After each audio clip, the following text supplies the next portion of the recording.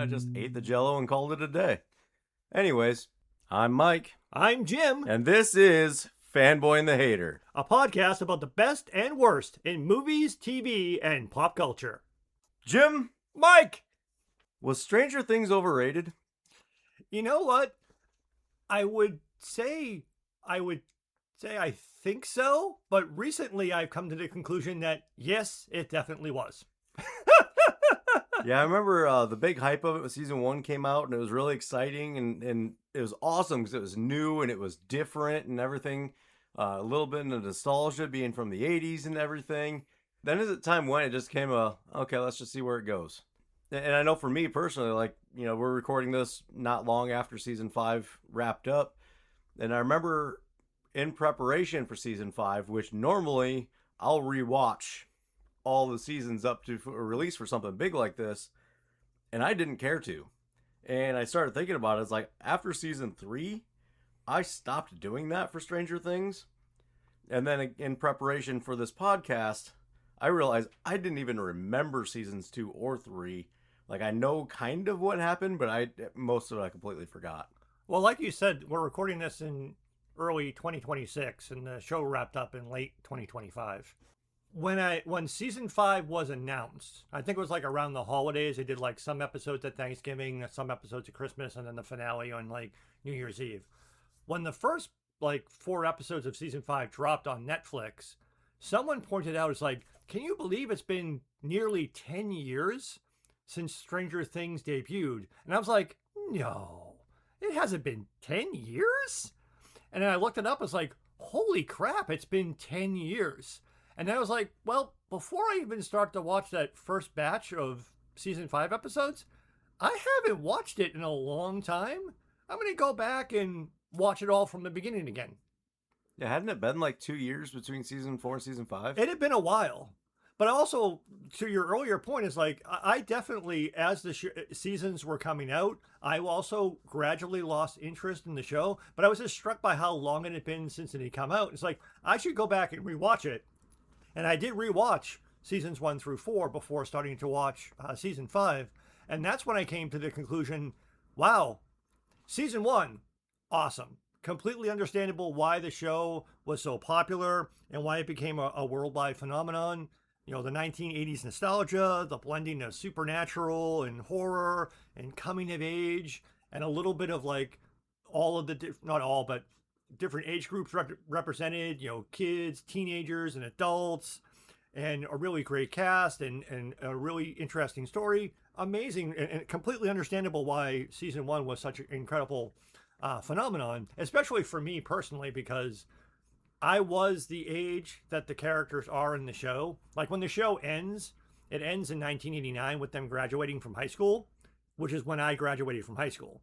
So I was literally the age of the kids in the show. So I was like, so it was great. So it really struck a chord with me. So it's like, oh yeah, now I remember why I like the show so much. That was season 1.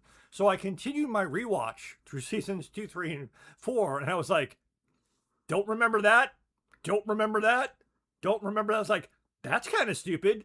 Don't remember that. It's like, wow, this is not as good as I remember. And then I kept going. I was like, yeah, this is really overrated. And again, it had been such a long time since I looked at it. It's like, I still like it. I want to say that up at the top. I still like it. But in hindsight, it was definitely an overrated show. Yeah, I always found it a very interesting premise, and I liked a lot of the ideas behind it. Mm-hmm. As it went on, and I think that's the reason why I didn't want to go back and rewatch it. I just found it to be really convoluted and like overemphasized and like over like Goonies of like, oh, we're kids and we're gonna figure it out and save the day. It's like, none of that makes any logical sense whatsoever. And then I was really confused during seasons 4 and 5 because there's a lot of things I'm like, well, that I don't remember it being that way. I remember it being this way. And I was like, well, you know, we all know I have a terrible memory. So it's like, oh, maybe I just remembered it wrong. And then going back and looking at it, I was like, no, I remembered it right. They just decided to change it. Yeah, the story kind of like ran out of steam at the end of season 3. But because of its ongoing success, more stuff was coming. But they knew that they had to eventually land this plane.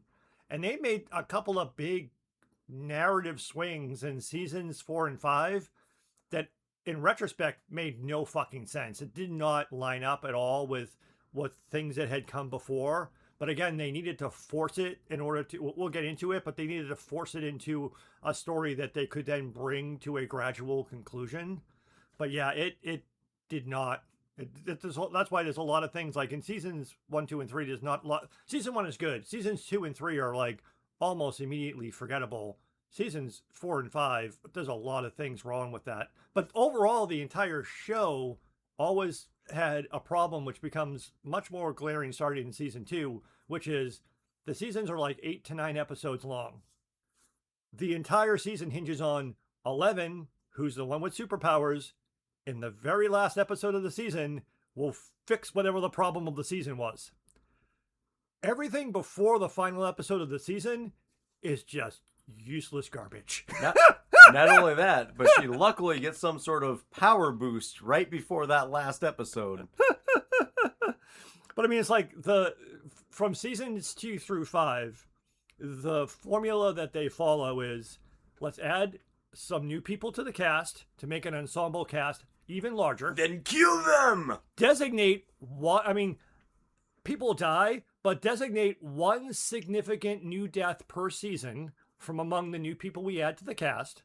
Separate the ensemble cast into small groups, sending them down subplots which are completely forgettable and you can ignore until we bring everybody back together again for the season finale, where we wrap everything up, where 11 will just step in and be the Superman that just fixes all the problems. Right. And that formula is done throughout the entire seasons 2 through 5. Well, and I thought it was funny when I started thinking about it.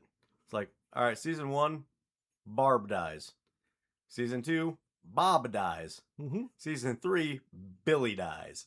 So whoever the showrunners are really hate B names. They do. And then season 4, they decided to change it up to Eddie, but I'm pretty sure his legal name was Bart. Bartholomew Edward. Yeah. But yeah, you're right. They definitely didn't like B people. And then in season 5, they brought back the character we forgot about from season 2, Callie, so that she could be the one who dies. If you don't also count killing off Henry/Vecna. Right. But yeah, they had that one significant thing. And again, season 2 is like, and I mean, I don't remember thinking this when I watched it. I remember when I watched it that I didn't think season 2 was anywhere near as good as season 1. But after having rewatched everything, looking back on it, it's like it was really the worst season. They actually added a whole bunch of people to the cast in season 2. Like you already mentioned, they added Bob, who becomes the sacrificial death, but it was also intelligent casting. Because like one of the things behind Stranger Things was the Dungeons and Dragons board game.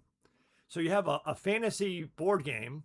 Hey, let's add an actor from the Lord of the Rings trilogy who also has a fantasy role-playing type tie-in to be the big guest star, and then let's brutally murder him at the end of the season. But they also added Max and Billy to the show, and they also added Paul Reiser's recurring character adds to the show, and then Brett Gelman's excellent Murray is added to the show. There's a whole bunch of people added to the show, and the main reason for that in season 2 is even more so than the other seasons. 11 is like not with the main group the entire season until the final episode. It's not quite as stark as it is in season 2 as the other seasons, but they really were like, yeah, Millie Bobby Brown, you go over there and do something else. We'll just call you when it's time to like kill the big bad at the end of the season. Right. Yeah, there's that whole side quest she had where she like went into the big city and did things. Honestly, all I really thought about that entire, like every time it clipped away from that, I was just thinking Jason Takes Manhattan the whole time.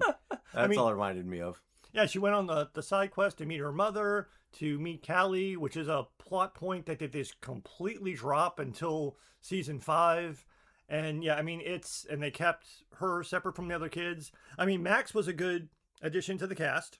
They needed another girl, and she added a nice dynamic because she didn't know the story of the first season, and she was able to add a little bit to the mix there. And then that helped sort of like round it out a little bit because Millie Bobby Brown being the only girl, but she was kind of like the other character because she doesn't understand how to be like a person, which is a recurring theme throughout most of the show. So they had someone who could be like a normal person type girl and add another perspective, as well as someone to also have like an in joke with, because like she joins the story which she doesn't know what happened in season one, and when they finally when Lucas finally tells her what happens, she's like, well, that's a really good story, but isn't it a little derivative? So they kind of poke fun at themselves for not really having that original of an idea of a story.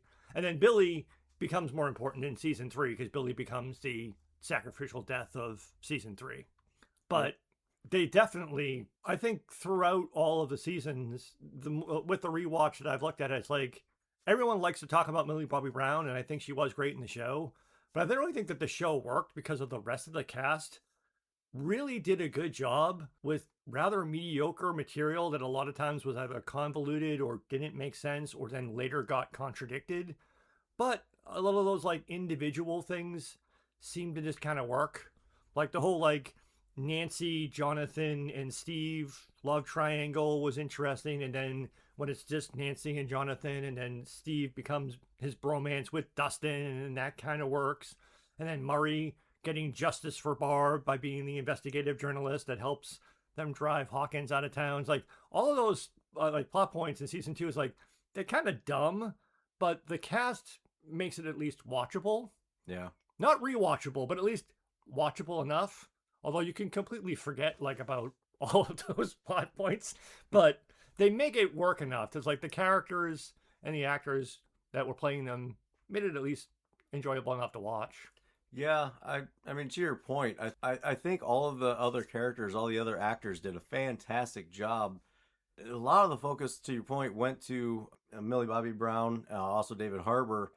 I think Millie Bobby Brown actually, like, she had the easiest character to play for the most part, really. I mean, besides not being in most of the scenes because she's not there most of the time, but also, like, you're just playing such a weird character that it's just easy to do. You don't have to create a whole character. You don't have to create what would be seen as like normal mannerisms that you have to maintain, cadences that you have to maintain. It was all very simple things that she did. She did them really well, but it was all very simplistic. And which leads me to a point that I don't know if we're just really talk about it here, but I really think part of the reason she got so blown up is the creepiest thing in the world, which is that she ended up getting sexualized as a child, kind of like the Olsen twins did, and like, you know, it's an ongoing thing. I can't remember who else was. I had it earlier when I had the thought, but not too long ago there was another teenager that ended up the same way, where there's like a countdown to when they turn 18 kind of stuff, and I really think that's why she got blown up so much. And I think, you know, you haven't really seen much of her since then. I think she got kind of in her own head about it.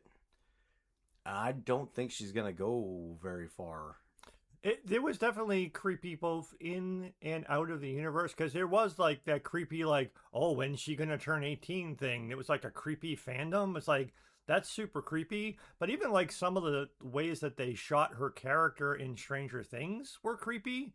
I mean, the Duffer Brothers got a little bit of flack for actually sexualizing not just her but also Sadie Sink, Max's character as well, and also like the forced intimacy that they, especially with Lucas and Max. So yeah, they were definitely sexualized, but also like the large portions of the show that Millie Bobby Brown is like partially naked, like walking around in a smock and bare feet and stuff. There's like a lot of really like odd choices that you really can't help but see the creepiness in it. And then you combine that with the fans going, when is she gonna turn 18? It's like, dude, that's just fucking wrong. But it is actually creepy, even though to me too, because she was, I think, around 11 when she started the show. So by the time the show ended, she was like 20. So it's kind of weird to look at her now, especially when you rewatch the early seasons. It's like, ooh, that's really creepy. It's like, it's kind of hard to look at the kids. It's like, look at how young they were when all this started. Yeah. Except for like the supporting cast, like the young kids were all under 18 and either turned like 18 to 20 by the time the show ended.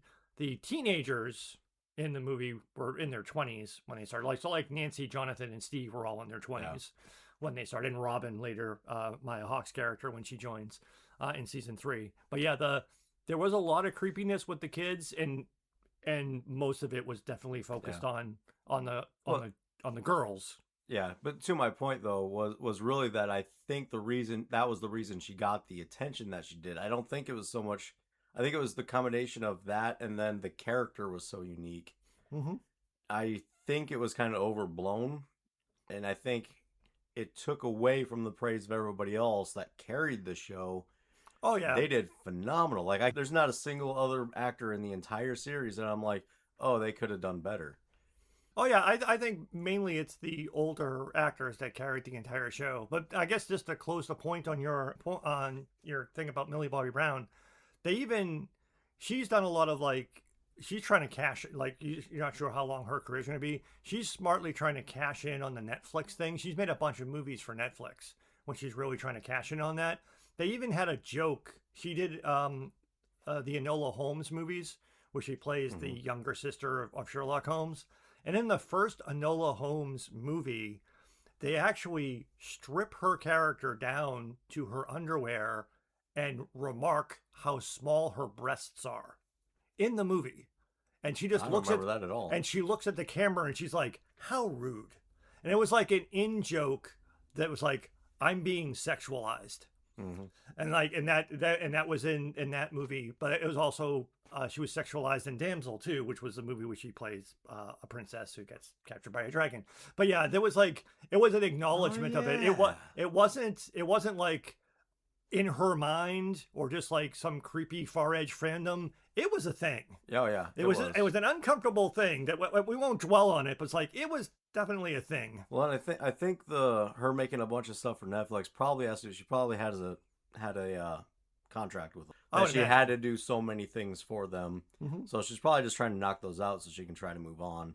I mean, but Or, I mean, these or have been cash movies in where, and retire. or cash in. I mean, she's like the star of those movies. Like some Yeah. of the other people on the show have had some things, but I mean, she's specifically. I mean, I think she is. It's actually interesting. Like in the first season, like when they list like the names of the people, like in the opening credits, she's down. Yeah. But after the first season, she's like top billed as like the number one name listed on the show. She becomes like the star of the show. And it was much more of an ensemble thing in season one. But again, it's also kind of weird because of the way the show works. They have an 11 problem where it's like they need her character to show up Yeah. and save the day at the end of every season. Well, and also if she's there at the beginning, then everything's fixed in one episode. Right. So it's definitely weird. But again, the show season 2 was also a lot of like throwing a lot of ideas at the wall and seeing if any of them stick. And then just falling back on the final episode, because could have been the entire season, because everything else was kind of like not really good. Yeah. I have one question that I had looking at it is, again, I mostly forgot about seasons 2 and 3, but they got the Demodogs in those versus the Demogorgons. Are they different things, or are the Demodogs like before it evolves into a Demogorgon? Or are the dogs the pets of the Demogorgons? It seems a little bit inconsistent, but it seemed to be like they were younger versions of a Demogorgon. Is that how it works? Because they had in season, I forget if it was season 2 or season 3, that Dustin found, I think it was season 2, Dustin finds a larva that becomes a Demogorgon, and that grows into being a demo dog. And there are lots of demo dogs, but there's only like 1 or 2 Demogorgons, so I'm not really sure if it's just a younger Demogorgon. I mean, it basically is just. I just answered your own question. Used a friendly search engine that is very popular, and it says Demodogs and Demogorgons are the same species, representing different stages of the same life cycle, where the Demodogs are the adolescents, and Demogorgons are the mature. That makes sense, because I mean, literally they were running around on all fours, and they're smaller, but they're vicious, and then the Demogorgons walk around on 2 legs. Yeah, I just remember watching that and looking at it. I was like, are they different? Like, they kind of act similar but different, and they were treated as different things, so I was very confused by it. There's a lot about this that I was really confused about. Probably, again, because I tend to only partially watch things because my attention only goes so far. For instance, in all the jumping around that the show does between like the different side quests that are happening that are meaningless, Mm-hmm.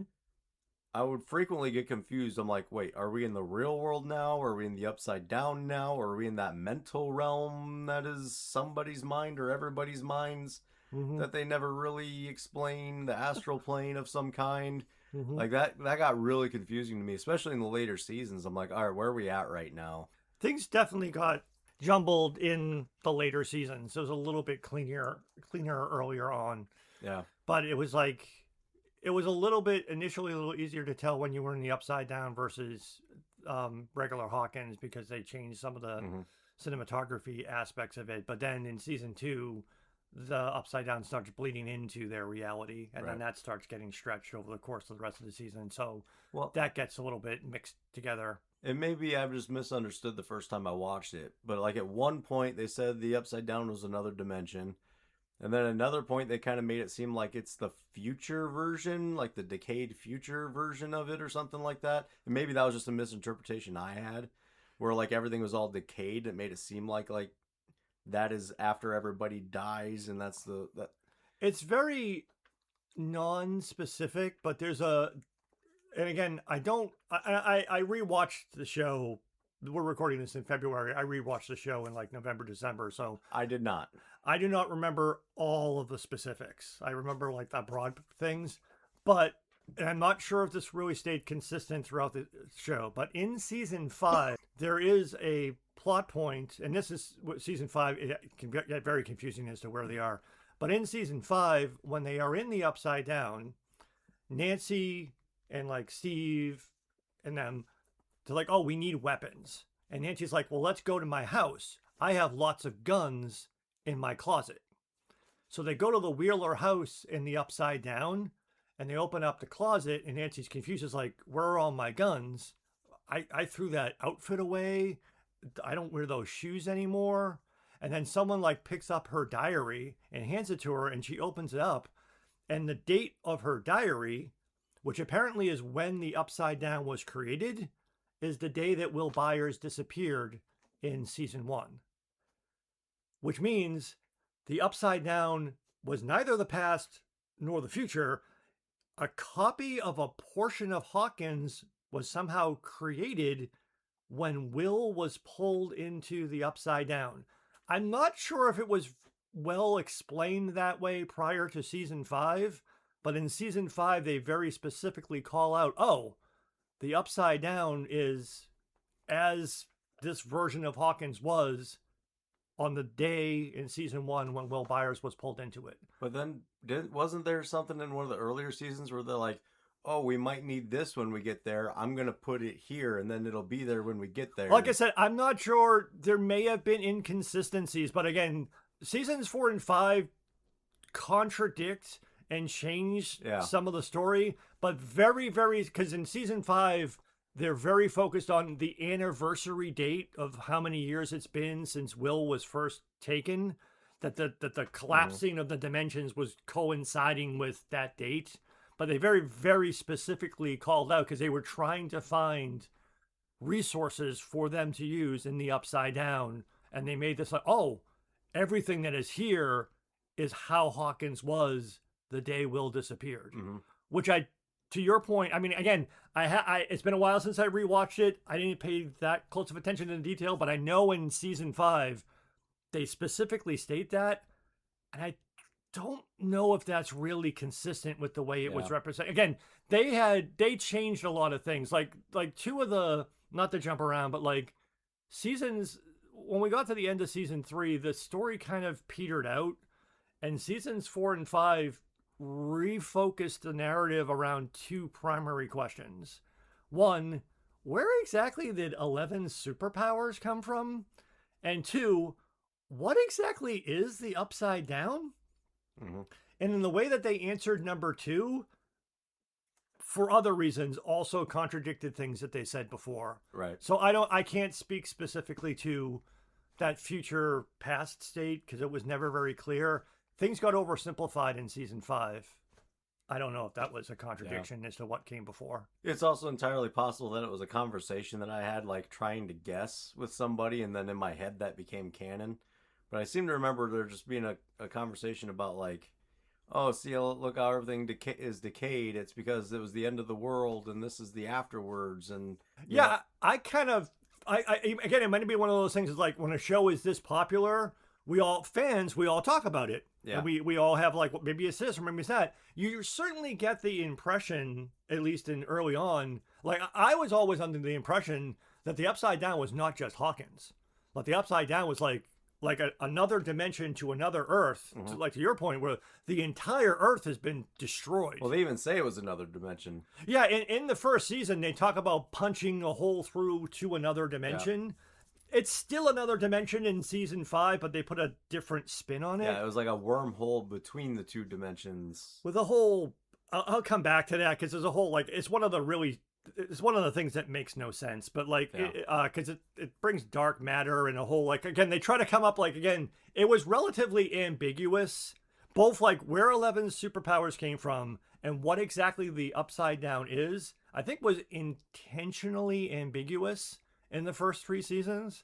And once they started to shift towards figure out how to answer because again, what is the answer? And once they said, well, we're going to land this plane, we're probably only going to have like 1 or 2 more seasons. We should probably answer these questions. And the way that they chose to answer them, you could argue may have contradicted what they said in previous seasons, but I think it was left intentionally ambiguous in previous seasons. So other people could argue that it wasn't inconsistent.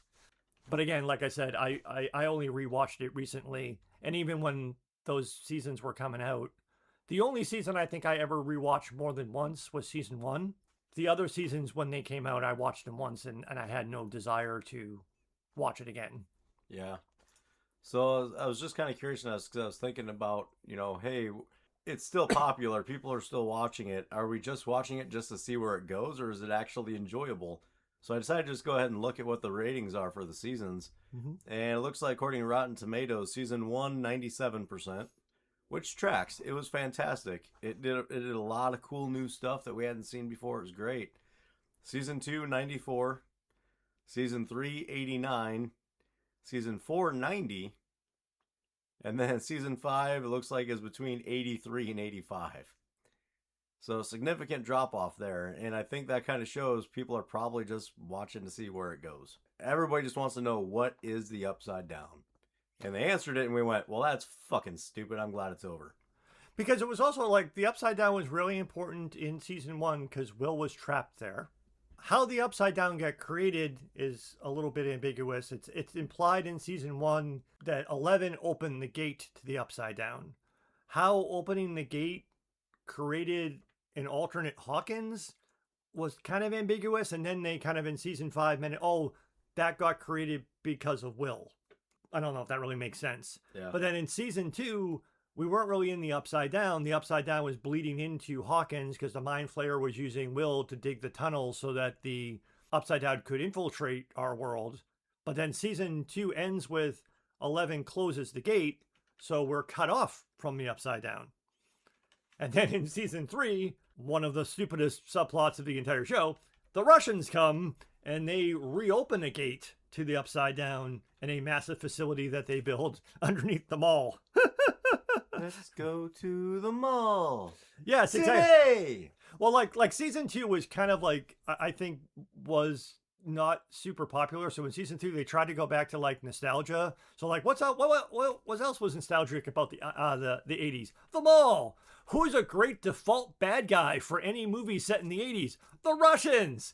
So let's have the Russians basically be invading us under the mall. And then the other thing going...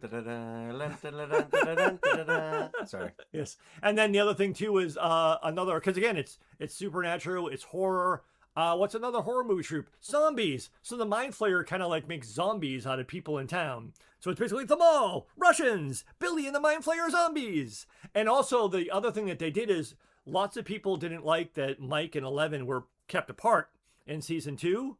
Season 3, they play up the whole coming of age relationship stuff. So they play up the thing with Mike and 11, the things with Max and Lucas, the thing with Dustin and Susie. So they're trying to play up the coming of age. No closed doors. Yes. 3 inches.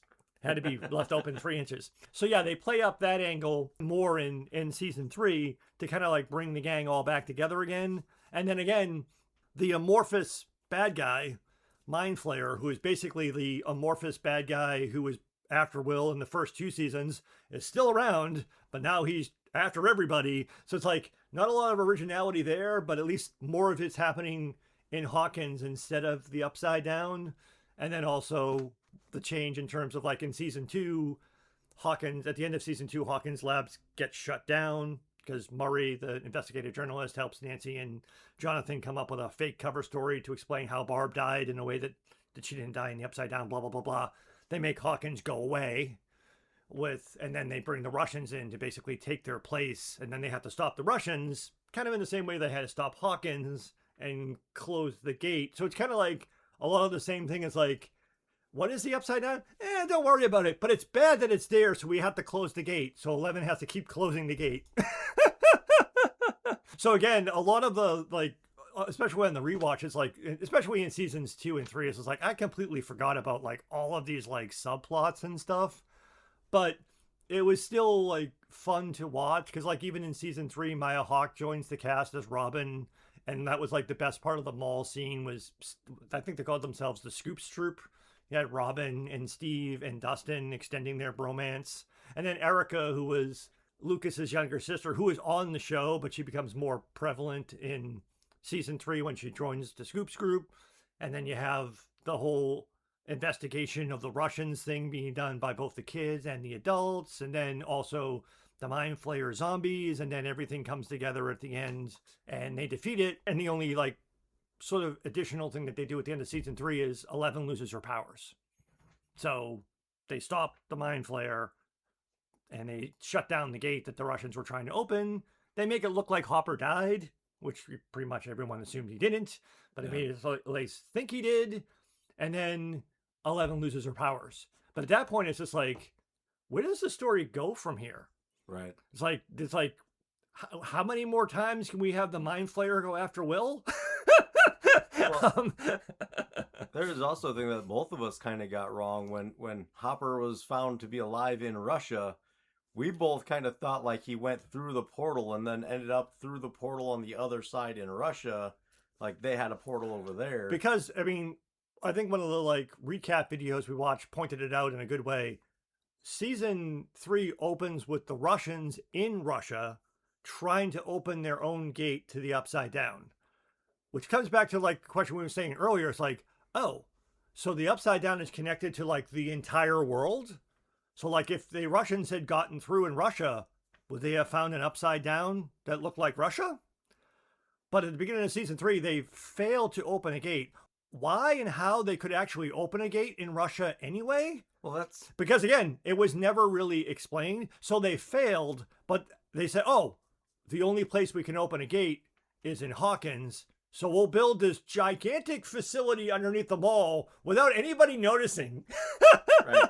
And basically try to create a gate that piggybacked off of the closed gate in Hawkins Nano Lab. Well, then, and that also brings another question is like, okay, how did the Russians even know about the gates if the only place the gates are is in Hawkins and the only people that know about the gates are these kids? I think the implication was that they had like the CIA was working at the Hawkins lab. Because one of the things like in seasons 1 and 2, it didn't explain where 11's superpowers came from, but even as early as season 1, they talk about the MK Ultra program, which was a real life program that happened where the United States was trying to develop psychokinetic warriors. If you ever saw the movie The Men Who Stare at Goats, they talk about that's what the program. So it was a real program. Obviously, it didn't work. But that's what they basically made Dr. Brenner. They're saying it didn't work. Right. Matthew Modine's character basically is leading MK Ultra. It doesn't explain why these kids successfully have psychokinetic powers. But the CIA is also there because they're the ones that are spying on everybody. So I think the implication is that there was a Russian mole at Hawkins who knew about the lab somehow, and that's how the Russians got involved. Although, again, even in season 1, they were talking about creating these psychic assassins to kill Russians. Because, again, it's the 80s. Who's the real world bad guy in the 80s? The Ruskies. So it was very thin. Yeah. And then they expanded it in season 3. And to your earlier point, I also thought, like when I saw the show for the first time, I thought that, oh, Hopper didn't die. He got blasted through the gate And that's how he ended up in Russia. Because at the end of season 3, he's in a prison cell in Russia. Mm-hmm. But then they show in season 4, oh no, he didn't die. He was just unconscious. And the Russians who escaped from Hawkins before the military came in and rounded everybody up somehow got him to Russia.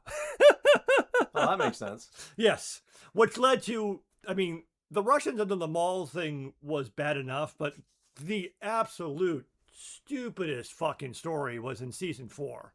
Because in season 4, they really go the extra mile to split the cast apart. Because at the end of season 3, they think Hopper's dead. So inexplicably, why she would be the one to take 11, I don't know. But 11 basically goes with Joyce and Will and Jonathan, and they're going to move to California to separate the cast out.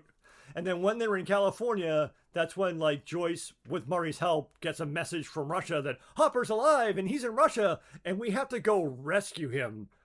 The whole Russian rescue thing of Joyce and Murray, who now at least has a black belt so he can fight karate, go on a 2-person mission to Russia to rescue Hopper from a military base with dozens of Russian soldiers. This definitely needs to be a video podcast. And get him back to the U.S. And also because they were in California, they had Mike go visit 11 out in California. And then we spend half of the middle part of the season of the kids driving back to Hawkins from California in a pizza delivery truck. Again, all going back to what I said before, we have to kill time until the season finale episode where everyone will come back together and face the big seasonal challenge. And of course, it will be 11 face the seasonal challenge. The Russian mall story was dumb enough, but they tripled down on the stupidity with the rescue Hopper from Russia story in season 4. All right, 2 things. 1, we most definitely need to do this in a video format so everybody can see your extreme animations. My karate chops. 2, you touched on it, and it's another one of those inconsistencies that they explain what they don't explain. So 11 got her powers because of MK Ultra testing on her mother, who also had psychokinetic powers of some kind, maybe kind of. It's kind of implied, although they show that she basically gets electroshock therapied into like comatose state, a living comatose state. But when 11 goes to visit her in season 2, they're able to go on that astral plane and kind of communicate with each other. Which and her nose is bleeding, so it shows she's doing it. Right. But then later they say that 11 got her powers from Vecna. Well, this is where in seasons 4 and 5, the lore of the show changes. But like, are they trying to say like they took Vecna's power blood and put it in her mother as part of MK Ultra and then gave it to 11? It's not. Or is it like a direct like? Again, there's lots of plot holes created by this. So in season 4, and this is again one of those things that makes no sense. So 11 loses her powers. We also are led to believe back in season 1 that Matthew Modine's character, Dr. Brenner, died. Because we're led to believe that he was killed by Demogorgons at the high school. He didn't die. He doesn't come back to the show until season 4. Paul Reiser basically takes his place in season 2, and he's like the kinder, gentler Hawkins guy. And what was he so mad about? He wasn't. He was basically brought in. The answer was you. Oh. Oh, mad about you. Well done, sir. Sorry. Well, very well done. So he's brought in to be like the kinder, gentler PR guy, but he also is the one who like tells Nancy and Jonathan is like, hey, you can't leak the story about what's really going on in Hawkins because bad things will happen. Like the Russians will come kill your families and stuff like that whole, like, we got to keep this under wraps. But he's also the one who's like, oh, we should let 11 have her own life type of thing. Softer, gentler. And then he disappears and he also comes back with the military helicopters at the end of season 3 to get rid of the Russians underneath them all. But in season 4, the thing that doesn't make any sense. So 11 loses her powers. She has to find a way to get her powers back. In season 4, the character of Henry/Vecna is introduced in flashback episodes. And basically in season 4, it is strongly implied that the only one who had superpowers in that MK Ultra group was Henry, and he gets stamped with 001. That he's 1, 11 was 11. Mm-hmm. And they also show that they transfused his blood into the other kids, and that's where the other kids got their powers from. But he was so powerful, they put some control chip in his neck so that he wouldn't be powerful, but for some strange reason, let him stay on as an orderly working the program. And then 11, in a flashback sequence, digs the chip out of his neck so that he can escape. And when she digs the chip out of his neck, he gets all of his powers, and he goes up and he basically murders all of the other children. Like, why are there no other than Callie, who had been escaped in season 2? So all of the other superpowered kids are killed.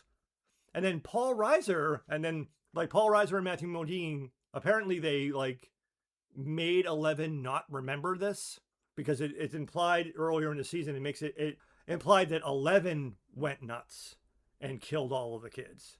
But then they let her remember what really happened is that Henry killed all of the kids, and that 11 looked like she killed Henry, but she pushed Henry into the Upside Down, which is a little bit of a retcon from season 1, where we just see her, she is implied that she opened the gate to the Upside Down because Brenner wanted her to. But in season 4, it's like, oh, you threw Henry through the wall.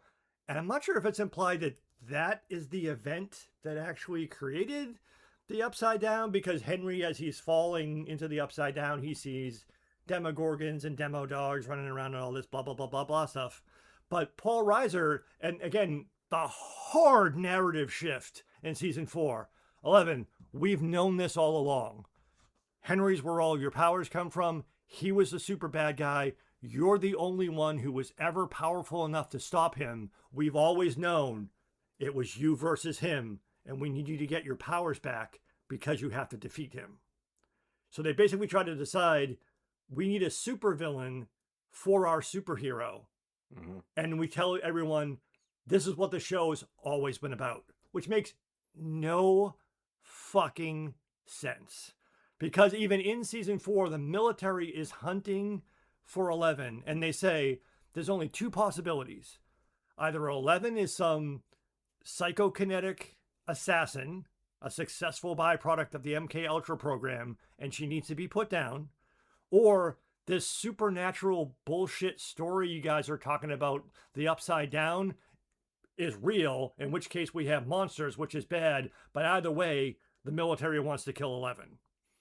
And again, Paul Reiserman's like, yeah, this is what we've always been on the run from the military about. They've known about this whole thing. It's like, yeah, and we know we got to get you ready to fight one-on-one with Henry V. Vecna. Which again, in that, to go back to your earlier point, then that means, then how did 11's mother have the nosebleed, right, astroplaning thing when she didn't have it? She was shown to have tried to break into Hawkins' lab to rescue her daughter, because she was told that her daughter died at childbirth.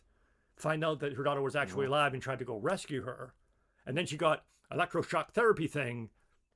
How did she end up with powers or the ability to tap into at least the astral plane? Makes no sense. Right. But they never revisit it. Well, they just make the whole thing is like, it's always been about Vecna. It's always been about Henry. He's the one. Literally one. Yeah. So then they also kind of somewhat retcon as well, where they're like, okay, that created the portal to the Upside Down. Well, in season 5, they're like, well, no, that wasn't the Upside Down. That was sending him into the other dimension, then he had to try to pull the two together with the wormhole. This is the other. So season 4, again, not a good answer, but it's like, where did 11's superpowers come from? Henry. Where did Henry's superpowers come from? You then get the problem. It's like, well, then where did Henry's superpowers come from? And then season 5 is like, well, we have to answer that and also answer, what the heck is the Upside Down? And in a really throwaway scene, when Dustin and Steve and them are in the Upside Down, in the Hawkins lab of Upside Down, which has been established earlier in season 5, is kind of frozen in time as a copy of Hawkins the day that Will Byers was pulled into the Upside Down in season 1. Damn it, Will. Right? They find lab notes of Dr. Brenner, who was actually killed at the end of season 4 because he was helping 11 get her powers back, and the military shows up and kills everybody. They find lab notes, and literally it's just like, Dustin's like, oh, Dr. Brenner created dark matter, and that created a wormhole that ended up creating a dimension that we now call the Upside Down, and it's going to crash into ours and completely destroy our world. Oh no, that's bad.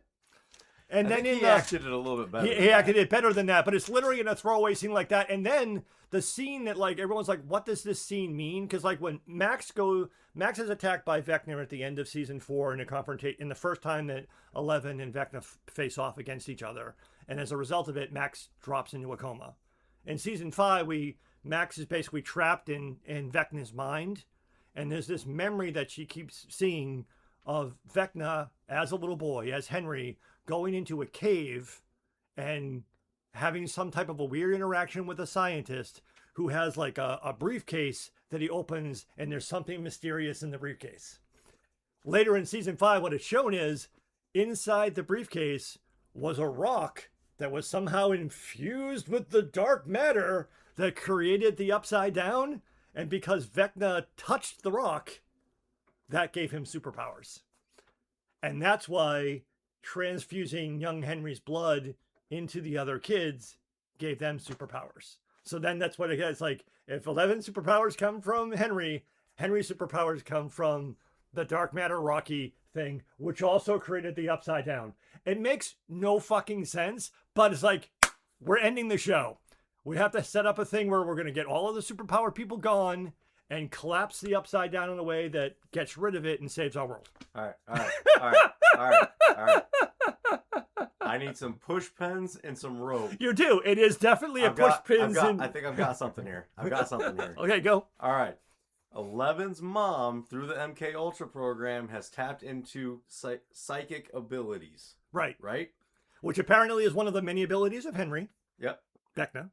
So then the daughter, who was taken from her, inherited the psychic abilities.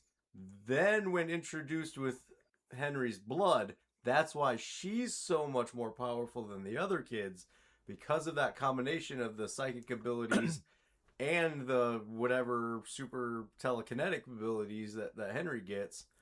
And that's why they're such an even match, because she has the kind of one up on the other kids. I actually did screw something up. I skipped a step. I apologize. Henry's blood was transfused into pregnant women.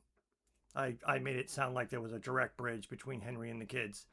So 11's mom was transfused with blood from Henry while she was pregnant, and then that through the pregnancy. So that could be why. So it infused in the DNA. Infused in the DNA. So that could be why 11's mom has some ability, because she was actually transfused with the blood. It was done to infuse her fetus with it. Because there's also a throwaway thing in season 5 that at the military base, that the military has amazingly created a massive military facility in the Upside Down. In Linda Hamilton's lab, there's a bunch of pregnant women. Sarah Connor, say her name right. Sarah Connor has a lab, and there's a bunch of women who basically like, help me. And they're pregnant, and they're all like connected to IVs, because what they were trying to do is Sarah Connor was trying to replicate that by infusing Callie's blood into the pregnant women, which for some reason wasn't working. Because they weren't in the MK Ultra program, they didn't have the psychic abilities. But Callie and 11 were shown, because Callie was number 8. 11 was number 11. And when 11's mom went to try to rescue 11 and Callie were playing together. So it's implied that she was a part of the program and that she ran away. Yeah, Callie's mom was part of the remote viewing portion of the program. Apparently. But for whatever reason, her blood was not good enough. Again, the only power that she had was the power of illusion, which the only other person who even had something similar to that was Vecna, but he created illusions like in your mind, not in the real world. So her power was a little bit different because all of the other like kids, Because of the remote viewing. I guess, but for whatever I'm trying reason, to make it make sense. I know damn you're it. trying to make it make sense, but I mean, but even the show was Yeah. also trying to reiterate, it's like, oh, Sarah Connor is trying to replicate the program using Callie as the blood Yeah. source to infuse blood into pregnant women so she can create more psychic warriors. Because again, the goal is we want to kill Russians with psychic warriors, but it's not working. And that's why Callie and 11 are like, not only do we have to stop Sarah Connor, we have to destroy the Upside Down. And we also have to, and Callie's like, we also have to destroy ourselves. Right. Because like our genetic material, even though Callie's is not working for some reason, maybe they could find a way around that. It's like we're the only two left. They're like, it's Henry, Callie, and 11. And Callie's like, all three of us have to die so that they can never do this experiment again. Callie's powers were working. Oh, Callie's powers were working. Oh, just her but, blood wasn't. But her blood was not making the babies magic. Yeah. Again, why? Reasons? Why? Because 11's the superhero of the story. Yeah. So, but that's why Callie says, it's like, yeah, because she goes, oh, we have to stop our brother. Because she calls Callie her sister. It's like, yeah, not only do we have to stop our brother, but we also have to kill ourselves. So that this can never happen again. So that's why they were dead stopping. And it's like, everything came from Henry. We're going to kill Henry and the kids that Henry blood got infused into, which Henry conveniently kills everybody but 11 and Callie in season 4. But to bring it all down, all those people have to die. Again, the explaining the Upside Down dark matter explanation was just kind of so stupid because it was like, did 11, because in previous seasons, it was like, did she create it? Or did she just knock Henry through a thing that already existed? Well, then if it was through a thing that already existed, well, then where did that thing come from? And so it's like, it was always very ambiguous. So they came up with this idea. It was like, oh, it was all Dr. Brenner's fault. It was all part of that same, the MK Ultra program also had a dark matter program. It's all the same. It's all Hawkins Lab's fault. We got to wrap it all up into a bow and both things at once. It's not really, maybe it's not fair to say that it contradicts previous seasons. They went from keep it really ambiguous to make it very specific. And it makes you ask a lot of questions. It's like, but doesn't that really, it was always like this? Especially when Paul Reiser tells her that in season 4, it's like, if she was really that, if 11 was that important and they always knew this whole Henry to 11 thing was an issue, the military would never have let 11 just, oh yeah, you know what? Go be a regular girl and get adopted by Hopper. Go have a life. We won't worry about you. It's okay. No, she would have been like in a CIA black site in a deep dark dungeon, never seeing daylight while they continued. Basically, they would have been doing to 11 what Sarah Connor was doing in season 5. That's what they should have been doing the entire time. Right. Which again, in season 4, it's made to look like the military doesn't know what's going on and only Dr. Brenner and Paul Reiser's characters do. But then in season 5, it's like Sarah Connor's like, we knew this the whole time. I'm in charge of the program. I've been in charge of the program because she's also a doctor. I've been in charge of the program the whole time on the military side. Keep us all controlled. Which again, is a whole nother thread of if the military had been involved this whole time, where the fuck were they in seasons 1, 2, and 3? Exactly. And it was also one of those things where like when I was watching season 5, I fully expected a pivot where Sarah Connor was going to be like, oh, fuck. We should be on the same side. We should be working with you, 11, to stop Vecna because this is a huge threat. We got to stop. So I was really expecting there to be. We'll deal with you afterwards, but first we need to take care of exactly. the problem. About to say, it's like we should team up because, like, leaving like the fate of the world to a bunch of teenagers and their parents probably not a good idea. Right. And one superpowered girl, or technically 2 superpowered girls. Yeah, they really should have like had a team up. As opposed to like because again, the Russians were also the military. I'm sorry, was shown to not only did they know about all this the whole time, they also had those sonic weapons that nullified 11's powers. Yeah. It's like, wow, you seem to really know an awful lot about everything that was going on, right?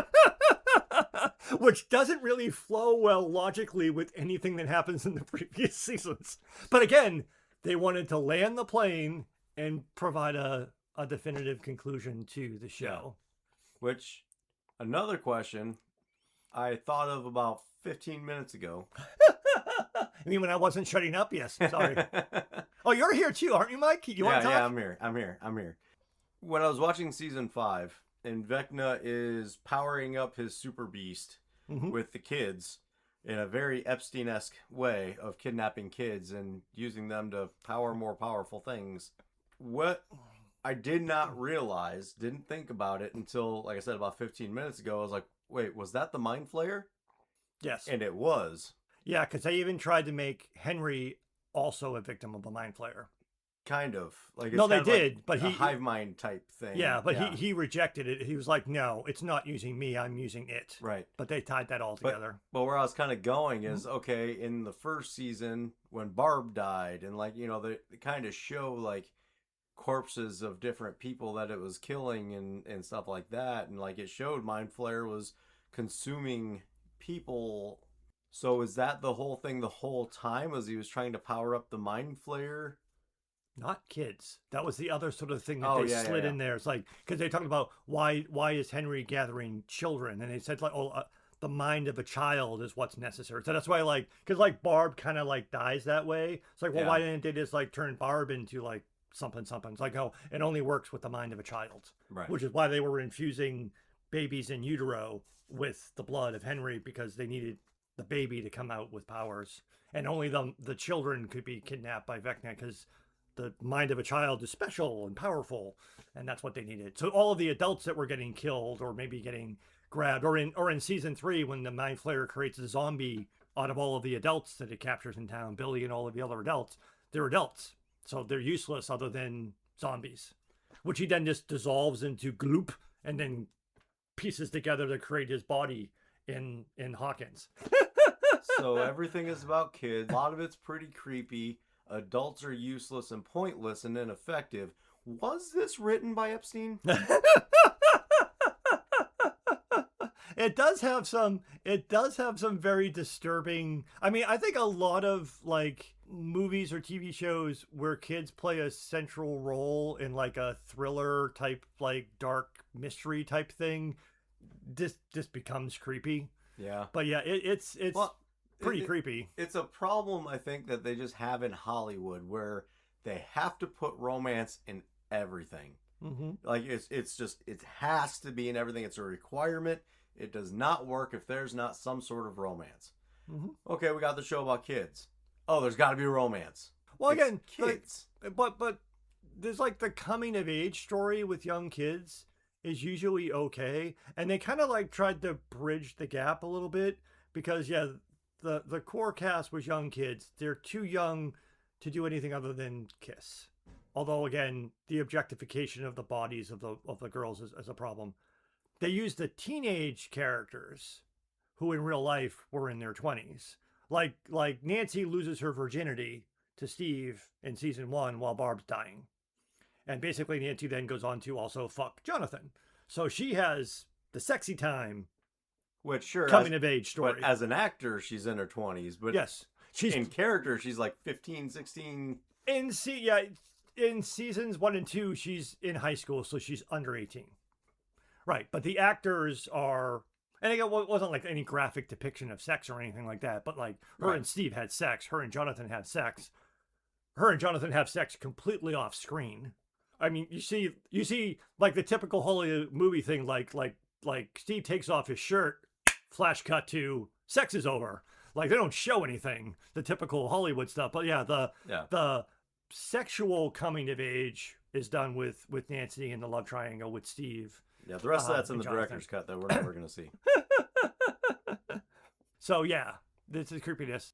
So yeah, that was the thing again with seasons 4 and 5, trying to come up with definitive answers to two things that were kind of intentionally left ambiguous. Because like I never know who to attribute this quote to, but there was someone that I was listening to a podcast that said, movies, the difference between movies and TV shows. Movies have a beginning, a middle, and an end. A TV show has a beginning, a middle, and then it's beaten to death until it's over. So the first 3 seasons, a lot of the core plot points are left intentionally ambiguous, because if you make things too specific, then you kind of like dead end the story. And it's like, okay, this is going to be the end of the story.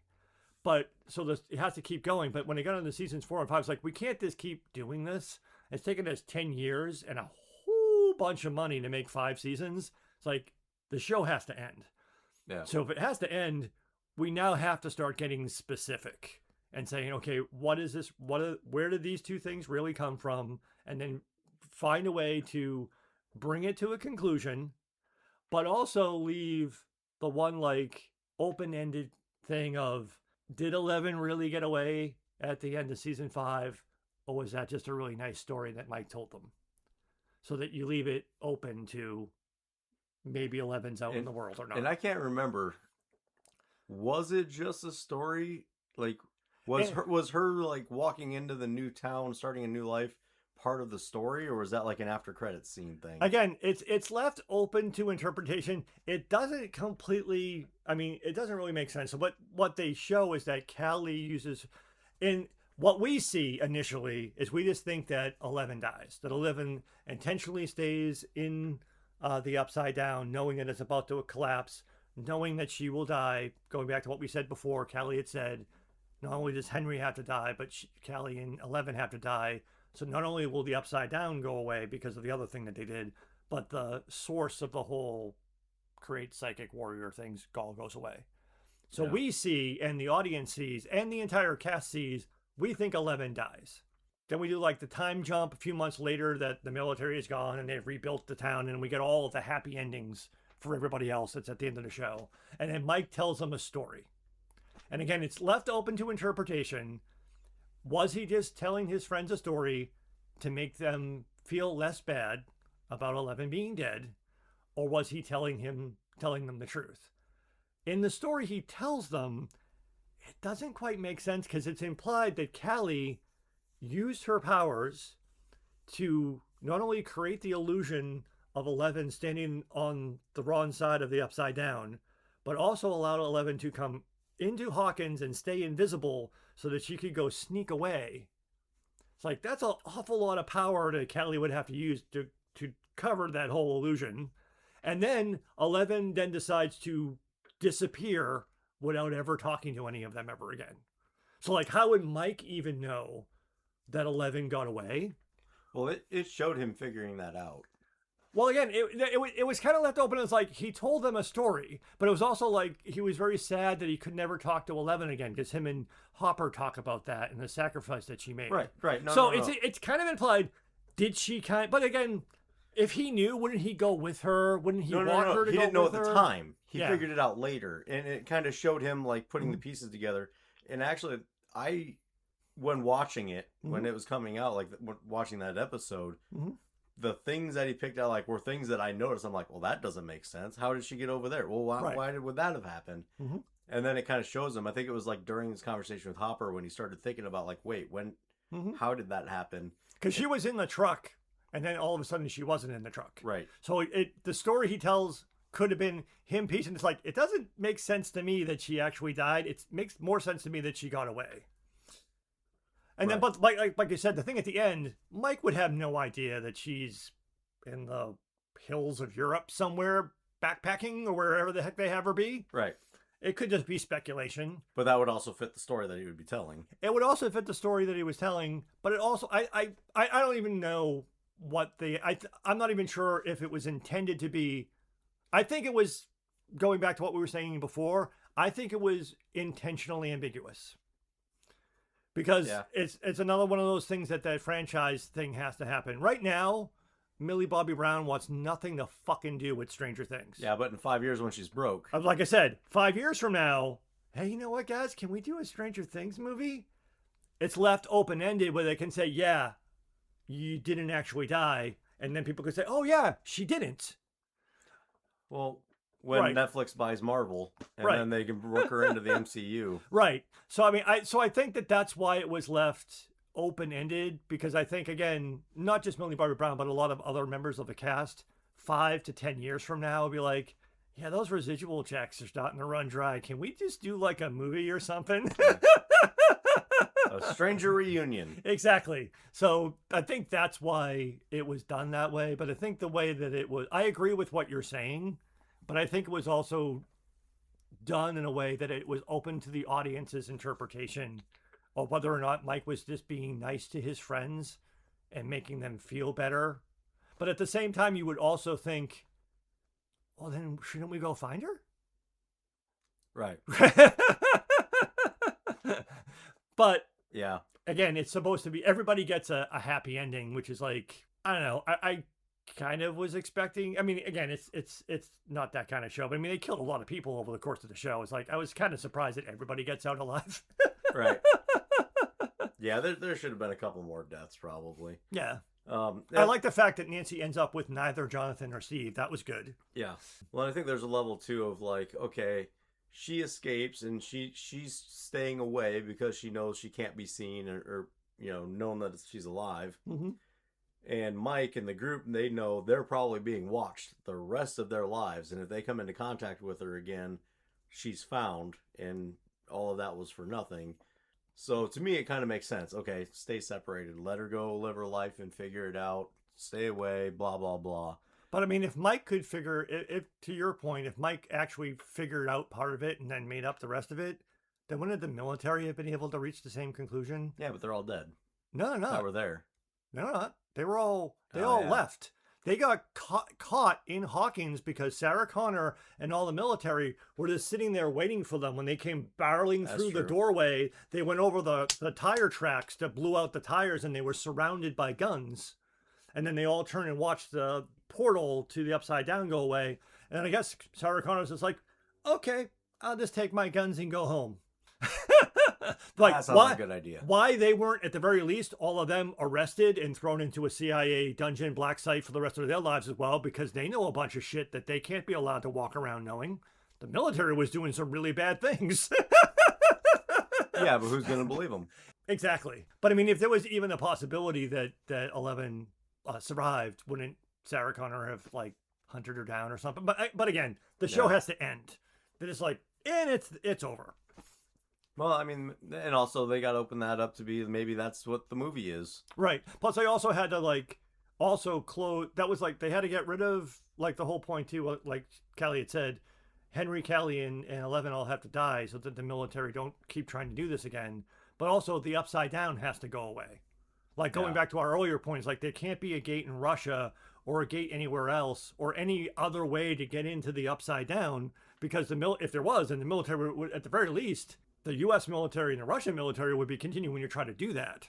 So they had to collapse the Upside Down so it's gone, so that nobody's doing any. Again, right. It brings the story to a clean conclusion, not a great one.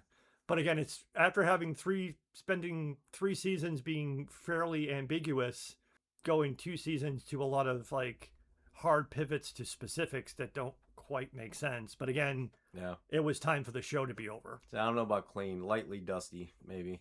What else you got?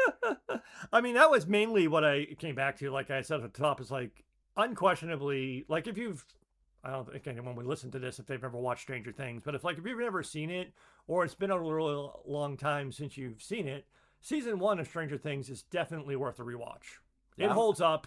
It's really good. I'm actually thinking about rewatching season 1 again after looking at all this again. I need to remember why that was so good. Yeah, season 1 definitely holds up. After that, I think you can pretty much skip the rest of the seasons, because like I said, seasons, you could just watch the season finale episodes of seasons 2, 3, and 4 and watch the only things you really need to know. Well, again, seasons 2 and 3 are largely skippable because of all of the narrative heavy lifting that they have to do in season 4 to make it all about Henry and Vecna and resetting that story, and then he becomes the bad guy they face for the final 2 seasons. I don't know. Maybe it would be confusing to jump, but again, there's so many things in season 4 that suck, because the whole escape from Russia storyline. Right. So again, but rewatch season 1. I guess one of the things, sorry, that bothers me is the inconsistencies. And the inconsistencies specifically on how and when the Demogorgons, Demodogs, whatever, are injured. Because all this whole time, we hit this one with a bat with nails in it, and now it's bleeding and dying. And then, okay, now we're shooting them a bunch, and they're perfectly fine and don't really care. Oh, but over here, There's exploding oxygen tanks that kills 4 of them, but everybody else in the room's fine. Yeah. Oh, but they don't like fire. Yeah. Like what is going on with all this stuff? It doesn't make sense. It's inconsistent. It's fun for the first season, to your point. Mhm. After that, they're like, oh, now they're trying to make it make sense, and it's stupid now. Plus, there's also, I mean, 4 and 5 really try hard to make it make sense, but 2 and 3 also just have a lot of, like I had joked off Mike, after season 1, they could have just done 4 movies, because there's really only like 2+ hours worth of material instead of 8 to 9 episodes a season. Because I'm not even exaggerating too much when I say the entire seasons in 2, 3, and 4 especially. It's just we got to kill time until the season finale when 11 will just stop the bad thing from happening. Yeah. The stories that lead up to that, again, it's to the credit of the cast. And again, you get pulled into liking the show and liking the characters because of how well season 1 is. And also the great casting of the people who join the show after season 1 that at least makes the scenes that make no sense and are completely skippable are at least enjoyable enough to watch once. So I would say, I said definitely rewatch season 1.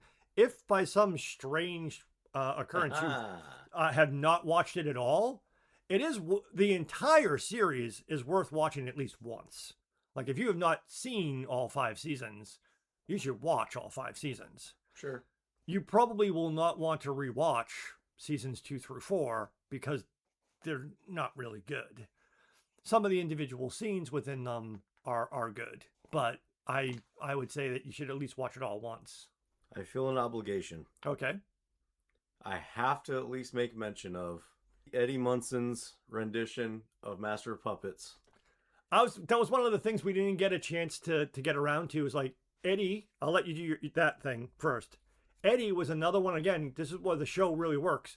The people that they added to the show were great. So in season 4, Eddie is the sacrificial death.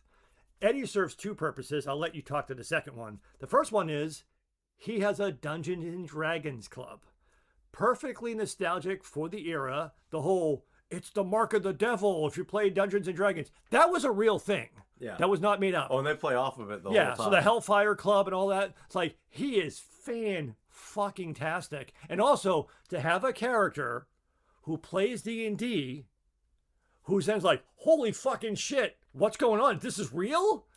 Was a great, like, boost of new energy for the show. Then the other reason that Eddie is awesome. He's a metalhead that actually plays, right. Which, I mean, come on, it's me. Mm-hmm. And that's Master of Puppets is easily one of my top favorite songs. And it's perfect for the show. It is. It fits perfectly, and I love that it actually brought attention back to, like, I believe Master of Puppets actually charted again after that season came out because people are like, oh, what is this?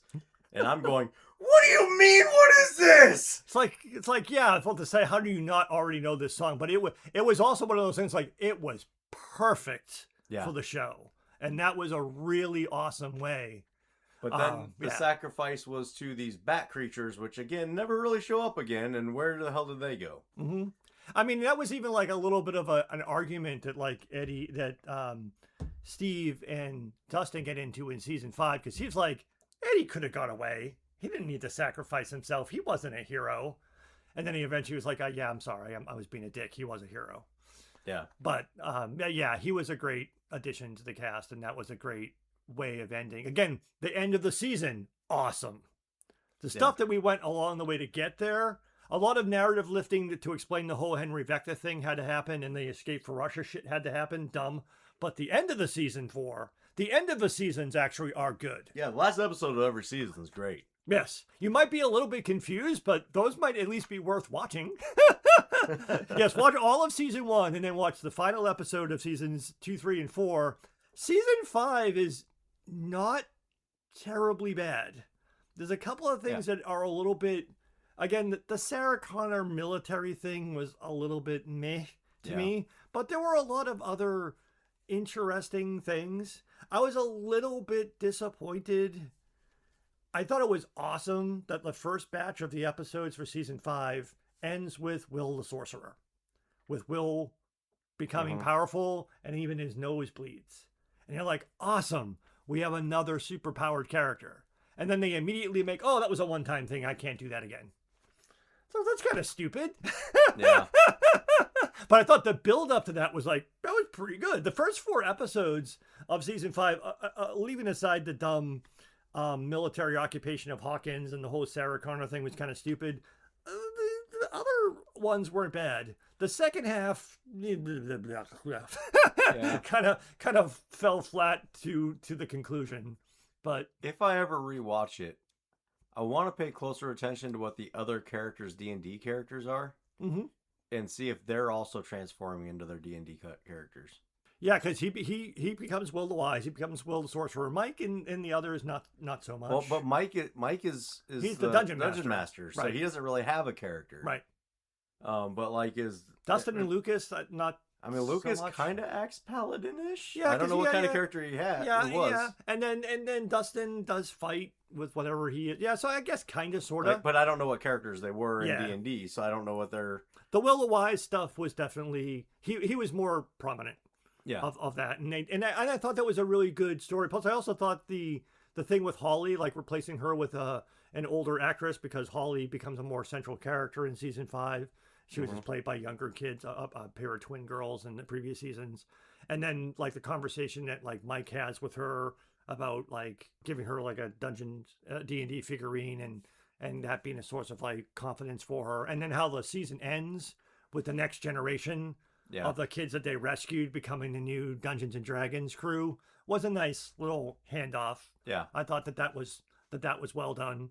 And I really liked it. I mean, I don't want to end on this, but I really liked Will's story in season 5, and also in the overall, like the lowest rated episode of Stranger Things was the last episode of the entire series, which was episode 7 of season 5.